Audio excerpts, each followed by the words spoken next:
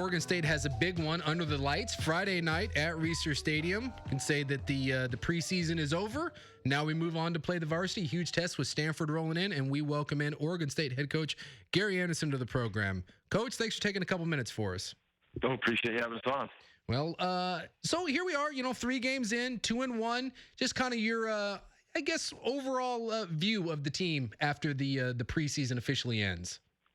Well, we're growing up, I believe, day by day. We got a lot to definitely work on, and last week we faced some adversity again, and we were able to fight back. And that's always a good sign for a young team. But I'm proud of these kids. They're a fun team to coach. They want to get better, continues to grow every single day, and we're just going to keep working and grinding and getting better. But it's a process, and these young men are working very, very hard to make Beaver Nation proud. Biggest improvement you've seen from week 1 to right now? Oh, as overall as a group, I'd probably say last week was our ability to run the football. So within the offensive line, that always is a big part of that. Having Storm back was a big part of that, but we were able to have some successful runs, and that's such an important part of it. I think as we went through that game, after the first drive on defense, we were able to stay in manageable positions after first down. So it's hard to play defense when it's, 2nd and 3 or 2nd and 2. It becomes very, very difficult. They almost have a gift down to do whatever they want. We were better at that in this last game than we've been really in the previous 2. And so, again, a lot of work to do, but those are 2 key things for us to get better. We need to get better in the turnover category. We have not we've turned the ball over too many times, and whether it's been on offense or on special teams, and we're not still getting enough turnovers. I went back and I looked at that with the run game, and by far the best I've seen the offensive line, get push and just sustain blocks. Is that just a matter of continuity or what changed there? Because that certainly looked like a much better offensive line than we saw in the first 2 games. Well, I think it's a lot of things. There's familiarity with scheme. It's obviously, who you play week in and week out, how much defenses are moving around and causing issues and problems. But I think the kids have gotten better. I think Coach Woods has coached them up, and the kids have taken the coaching, and they've done a nice job along with the tight ends of improved in that game. And it helps when you have a healthy running back in it. When he hits those creases, he's able to get 6-7 yards instead of 2 or 3. It makes it big. So it's the whole offense that's improved, and we're putting our kids in the position to be able to make plays, which you try to do. It's going to be a tougher task this week against a very good Stanford defense. And you guys got the ball on the outside a little bit, and I'm assuming getting that pass game going helps loosen up some of the 8-man, 9-man fronts you're seeing, and probably plays big dividends in the run game for you as well. It does. We have some skilled kids. If we can get them on the edges of the defense, and it's another point that you really just brought up was our ability to get it on the perimeter in the run game, which is a great point. But I know our wide receivers block better in this last game than they have, and we need to continue to do that. Many times runs that we're going to be 5, 6, 7 yards with a block out of the wide receiver now can get into the teams and or break the big one as you go through it. So it's again, if the run game is working well, it's the whole crew. It's the other 10 guys, not just the guy with the ball in his hands. And it was better, but we've got to get the ball in the hands of the athletes as much as we possibly can, and you get to know each other better as you move forward too. And then on the other side of the ball, with a young team, it's got to be fun to watch guys kind of start to click in and get it. And so many new starters, but I've really been impressed, minus the second half against Michigan. You just kind of got worn down there, but I've really been impressed with the development and the way your young linebacking core has played. If you could talk about that. Agreed. Ronald's kind of the key to those kids, but there's 2 or 3 young men that have really stepped up, and we've battled some injuries, and some young men have had to step up and play some different spots week in and week out. But they have their ability to prepare during the week has grown 3 or 4-fold since the training camp. And when I say that, it's the time that they're putting in. They're actually watching the film and they're understanding the film. It's one thing to take extra time to watch film. It's another thing to watch and understand and be able to communicate with each other and watch film as a group. That's helped them, their overall knowledge of the defense. We always try to teach within concepts and techniques, and then have familiarity with the new schemes that we put in every week to match those our ability to be able to play with the concepts and the techniques. And familiarity is important. They're playing hard, which is key. We've never had a snap this year where you look back and say, oh, man, those kids just quit. They didn't play hard. So we're going to get that out of them, which is a great start. But I think Coach Sataki, his staff, Eliza with the inside linebackers are doing a good job of coaching them, and the kids are taking the coaching, and they're also helping themselves. It's been important to them to get better. Mike Riley used to have a saying. He said, well, it looks like we're playing the varsity this week, and it certainly appears that way with Stanford coming in. And I'm sure you go back and you take a look at Stanford's 3 games, but what was the difference? Because the first 2 games, this offense was rather anemic. I know they busted out a little bit against Central Florida, but still really struggled. And they go in against USC, and that's about as fine an offensive performance as you're going to see from an efficiency standpoint, running and throwing, that Stanford put up last week. Yeah, the quarterback was fantastic, and we all know he's a next-level player. He'll play in the NFL, I believe, for a long time. But the efficiency from the offensive line was very good. I would say this, that first game against Northwestern, we were there as a staff, many of us, a year ago. We played Northwestern for 2 years in a row, so we have a great respect for them. They're a very good defense. They're tough. They're smart. They play the game the right way, and so does Stanford. But in this last game, they made a lot of plays. If they couldn't get the run game going on a certain series, they'd go to the spread, they'd go to the screen game, and it was all clicking for them. And McCaffrey is such a big part of what they do. He helps them in the throw game. He helps them in the run game. And then the last thing I would say is that Hogan was able to throw the ball to a lot of different places, whether it was a tight end, a wide receiver, and they made catches when the ball was contested, sometimes with 2 SC defenders there. A lot of times the Stanford kid came down with the ball, and that's the key to keep the chains moving. They were very, very efficient and handled the game, managed the game unbelievably well. I believe it was like 40 to 20 with time of possession in favor of Stanford, and that's rare to see in this day and age of college football. And, you look at what happened to you guys against Michigan, I think 16 offensive plays in the first half. Yep. I would assume that has to be a key. You guys have to convert and keep your defense off the field against a team that can slug it out with you. We do, and that's exactly what took place in the SC game. SC's offense was obviously on the sidelines a lot, and Stanford's offense was on the field. It wears down your defense. It gives the opportunity for the offense to score of your opponent, and that's going to be a big part of this football game because Stanford is not going to change. They're going to come in here and expect to be able to move around the line of scrimmage, run the ball effectively, play action pass down the field, and then get into the spread game and have some successes on the edges, whether that's through the fly sweep or the Zorro read play that we say within the single back run game, or throwing the ball to the wide receiver. So we've got to keep the chains in control, and then we've got to get out of third downs. Last week we 1 of 13, I think, that San Jose was on third down. So if we can keep that going, then obviously you're going to get yourself off the field. Does it change at all? Kevin Hogan, we know he's got the bum ankle. We don't know if he's going to go. They got the Chris, who's the freshman there.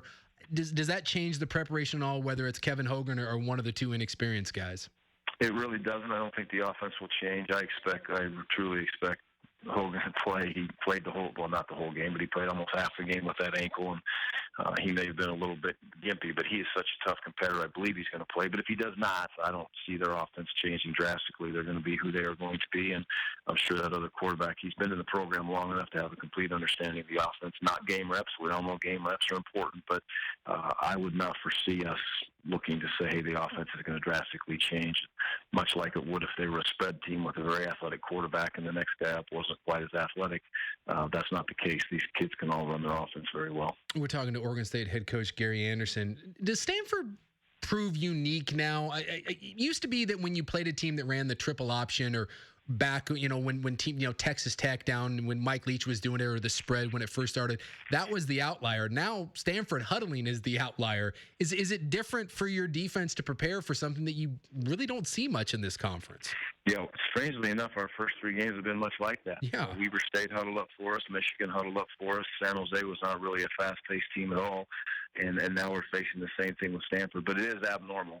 This is probably the last time we'll face this. Now it's going to be much of the rest of the season will be the fast break offenses, but Stanford's interested in knowing where you are pre-snap, breaking the huddle, getting the play called, and kind of, quite frankly, controlling the clock and putting their offense in position to grind it out and make those plays. So it is different. You do have to prepare a little bit different. It's such a physical game that they bring.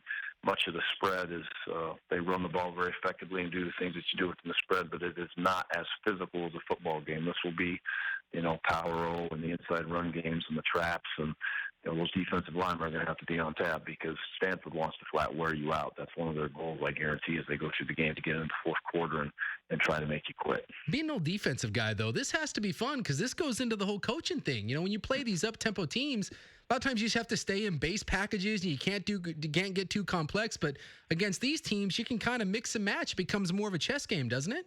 You're exactly right. That's so true. You get into these situations, it allows you more time as a coach to be able to adjust to the personnel that are getting on the field. It allows you an opportunity to spend more time within a call sheet or what is in your head as a coordinator to make those plays. And many times when the ball's snapped in 8 to 12 seconds, it's more of a reaction rather than it is to what you had potentially seen or thought you wanted to call on a certain situation, whether that may be down a distance or a time in the game or a place on the field. You have to react differently because you have more time. In these games, you have much less time in the spread. So it does give the coaches an opportunity to be a little bit more involved. Well, the students are back. It's going to be packed. I'm sure Reeser is going to be electric. And Coach, good luck on a Friday night. I appreciate it. We're glad everybody's back up here. It's going to be awesome to have both students in there, and I truly appreciate you guys having us on. Go Beavs. All right, Coach, good luck. Thank you. That is your Oregon State head coach, Gary Andersen. When we come back, we'll talk a little bit about what this challenge that Stanford is going to pose and what exactly would this mean for a very young team to knock off Stanford. I know a lot of people aren't giving Oregon State a lot of chances here, but what if Stanford maybe has a little bit of a look ahead here and is not going to pay too much attention to Oregon State? So we'll talk about that when we come back. We were talking with Gary Andersen there, and we didn't get to follow up on any of his comments because we got derailed by hot pizza talk. And then we'll talk about the NFL, the 0-2 teams here coming up in just a minute. But I do want to talk about the Oregon State game. That's going to be on Friday. And I feel like there's a lot of dread. I don't feel like a lot of hope coming from Oregon State on this one. And granted, look, we saw what happened at Michigan, and we know Stanford's better than Michigan, but similar type of team. You got worn down in the second half. But I make the argument, I think Oregon State can give Stanford a football game. I'm still not completely sold on Stanford. Offensively, they looked phenomenal against USC. I haven't seen Stanford look that good offensively maybe 2-3 times in the last 2 years. I mean, I know they looked really good against UCLA last year, but this is a Stanford team that can be very erratic when you look at their offensive play. I don't think from a defensive standpoint, they're anywhere near as good as they were a year or two ago. This to me is not an elite Stanford defense. In fact, USC did whatever they wanted to do against Stanford when it came to Stanford's defense. They just weren't on the field ever. USC put up 31 points. I think Stanford had the ball for 40 minutes. So, and I know that USC is much better offensively than Oregon State, but this is one of those coming off a huge emotional win. It's Friday night, short turnaround. You got a banged up quarterback. I think Reeser will be popping a little bit. I know some people are laughing at the idea of that being an electric atmosphere. Students are back there. Number 21 coming to town. I think that'll be a full house. Should be a good crowd there. This wouldn't shock me if Oregon State is in this game till the end. It really wouldn't. This is classic Stanford letdown. Stanford is the St. Louis Rams of college football. Whenever you're ready to write off Stanford, then they come out and they kick someone's ass that they have no business beating. But just when you're starting to believe in Stanford, and you're like, oh, Stanford, big win, they go out and they lay an egg against someone. They do it every single year. And maybe they already had theirs against Northwestern, but I'm just not convinced that this is going to be like an old-fashioned ass kicking. That Stanford is just going to steamroll Oregon State and that the Beavs aren't going to put up any kind of fight. I don't buy that. Well, Gary Andersen said that he is basically positive that Kevin Hogan's going to play. But even if he is and he's somewhat affected by the ankle injury, that just is another positive for Oregon State. Because I'm kind of with you. I don't know if it's going to be a blowout. I think Stanford probably wins the game because Oregon State's still very young. But I think especially with the fans back there, whenever you're a student and the first game is there, you go. No matter how bad the team is, you're going to that game. And it's not Oregon State's 2-1, so they have a winning record at this point. Yeah, it is going to be jam-packed, and I think it's going to be closer. Maybe it's one of those where they keep it tight until the third quarter, and then it kind of gets away from them at the end. Maybe like Michigan. I have a little bit of faith. Pound the ball a little bit. Look at Michigan, and you got worn down, and the offense didn't do much. But if you can be a little more effective on offense, get the ball out to your playmakers, establish any kind of run game there. I'm not convinced that this is a blowout. Now, I'm not going to predict a win, But I think before Hogan got hurt, I think the spread was about 14, 15 points. I'd take that. If you gave me the Beavs and 2 touchdowns, I'll take the Beavs and 2 touchdowns. I think they can keep that thing close. I don't know if they can win it, but I'm saying I think that can be a competitive ball game. And I hope the crowd is full down there. I'll be a little disappointed. Friday night, students back, although I know Fridays can be tough, but get off work. It's a Friday night. It's a Friday night. Get off work a little bit early, get what you need to get done, head down there. That place should be packed. It really should. With Stanford coming in, because who knows how many of these important games you're going to have left. I don't know what kind of season Oregon State's going to have, but you're 2-1. You're some positive momentum right now. Big game against Stanford. I'll be disappointed if this is a lackluster affair. Yeah, I think I'd be disappointed too, especially because they actually played really well against San Jose State last week and were able to turn it on in the second half and get the big win in that game. It seems like Gary Andersen very quickly is kind of taking control of the team and pushing them in the direction he wants them to go. That's always the thing when you look at a brand new coach. You sit there and you wonder just how quickly will he be able to get those guys to play for him. And it seems like, at least early on, that it's happening. There was the whole Stormwood situation, which was a little bit funky, but he's back now. I still don't know what happened there 100%. Well, he played the whole game, and he played really well. He looked great. And Seth Collins looks good, running the ball at least, throwing the ball in. And that's the thing for me, again, with Oregon State against Stanford, is can you just have any kind of offense? And I don't even know if you need to score a bunch of points, but you have to be able to protect your defense. I think the Oregon State defense is going to keep you in a lot of games if you keep them fresh. But I go back to that Michigan game. They ran 16 plays in the second half. You just can't get it done. You don't have that kind of depth where you're going to be able to go out there. And I don't know how many teams do, to be honest with you, that can get hung out to dry like that in the second half of a football game, especially with a physical team. And that's what Stanford's going to do. Stanford, especially if Kevin Hogan does have a bum ankle, they're just going to try to beat you up. You're going to see a steady dose of McCaffrey in the backfield. You're going to see 2 tight ends, and they're just going to physically try to maul you. And I like Oregon State's defense right now. I love the way the linebackers are playing. I think the defensive line is getting better week to week. I'm pro Kalani Sitake, and if your offense can give you something, not even big points, but the offense can convert on third down, keep Stanford's offense off the field a little bit, give that chance, give the Oregon State defense a chance to rest. I think you have a chance to take this into the fourth quarter.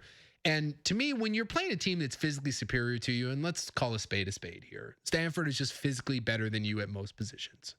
Like, I may not think Stanford is necessarily elite anymore, but Stanford is still a very good football team.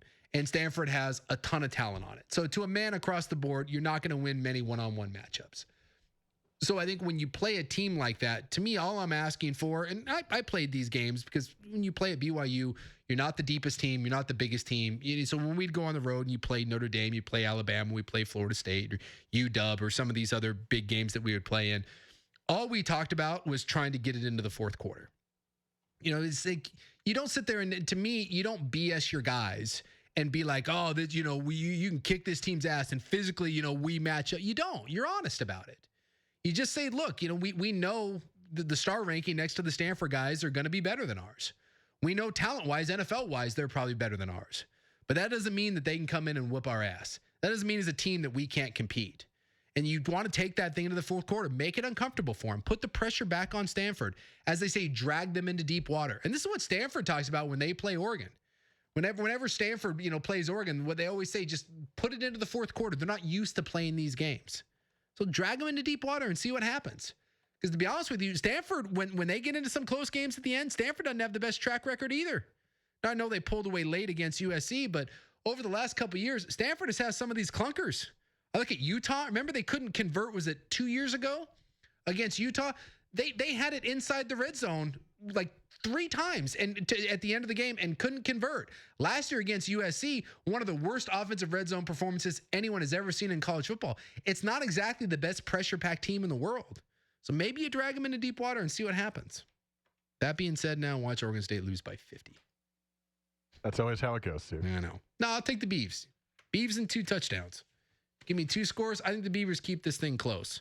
And this to me smells like 21-17. One of those, 24-21. Well, what was last year's score? Wasn't it fairly close last year? Or was that 2 years ago I'm thinking of? I think the last time Stanford went to Reser, which I guess would have been 2 years ago, it was a pretty close game. I'm trying to remember the score. I think it was 35-28 or something. Sean Mannion was the quarterback. Yeah. I can't remember. They've played close games with them. they've been right there. And I don't remember what last year's game, if that was another one of those or not. Is that the one where they had Cody Vaz bounced the ball off his thigh? I think that was 2 years ago. Remember, he's running with it and bounced it off his leg. I think that was 2 years ago against Stanford. So they've been in these games. Yeah. So, and by the way, I'm not ready to anoint Stanford.